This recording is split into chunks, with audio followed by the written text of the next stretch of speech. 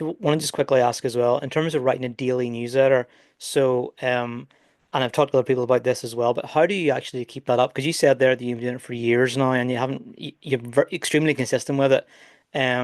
Is that like a on the day kind of thing? Do you post it like kind of put it together on the day? Do you schedule out kind of your ones for, your posts for the week, or what way does it work? And in terms of how say you come to a day when you just feel like I can't be bothered doing this, or there's so much going on and life's really, really busy. How do you manage to maintain that level of consistency for such a long time? For the first part of your question, 90 90% of the time I'm writing the next day's newsletter. Let's say I'll write the day before. Hmm. Um, there have been rare occasions, very rare, where I've written two in advance, but I don't like doing that. I really like reading my newsletter, so it kind of guides me in the day, gives me clarity, and organizes things. So I Hmm. like doing it one per day kind of thing to keep me consistent. There are times where I'm late. It's happened a lot, especially in the last week. I'll still write it the same day, but I like to schedule it for 8:20 in the morning Eastern time. But like today, it's right now it's 9:53 a.m. and I still haven't published today's because yesterday I published yesterday's, and anyways, the whole debacle. But so that's my first thing is like I try and write them the day before for the next day. But my newsletter is really, really short. It's basically three sentences. Um, and each sentence I'm sharing something that I've created, something someone else created, and something from my sponsor. Hmm. Um, on the days where I really don't feel well, whether it be sick or burnt out or too much stuff going on, um, at the bare minimum, what I'll do is I keep an Excel sheet of everything I've ever shared, and I'll go find things from the past that I think are worth sharing again, Hmm. and then create one out of that. I mean, I could do that in less than 5 minutes.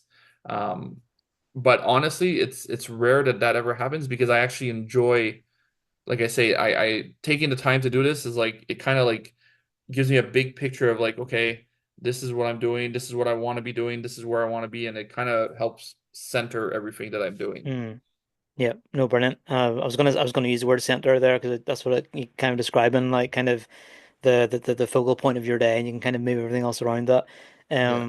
Yeah, no, that's awesome. And what was I going to ask you there? Oh yeah, you said about you can tell I'm sort of winging it sometimes with these questions. You mentioned about the time that you send it out. So did you say 8:20 a.m.? Is that what it was? Yeah. Yeah. Why did you choose that specific time? Like I know there's lots of different reasons why people choose times to send them out, but why did you choose to send it at 8:20? So honestly, I'm just gonna relate this back to a question I get a lot where people tell me what's the best time, whether it be to post on Medium or to post here or to post that. I've never done any research about any time, and I honestly don't care. I don't think there's a big advantage to posting at any time. Hmm. I picked 8:20 because 8 and 2 are two of my favorite numbers. I was Okay. born in 1982, so it's just kind of worked out like that. I wanted to pick a time just to be able to say this is the time. I didn't want it to be 8 o'clock. I want it to be like something different.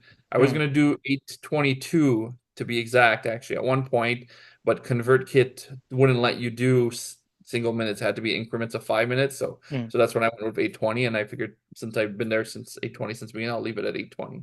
Fair enough. Good point. Yeah, mine in terms of the way I do it, I aim to send it out around 2 o'clock here UK time because that's kind of the morning for East Coast sort of time, and then it goes further back, obviously, as you go further west. Because most of my audience are based in the US or Canada, so Yeah. I try and hit them at the right time whenever they're sort of waking up and ready to read something.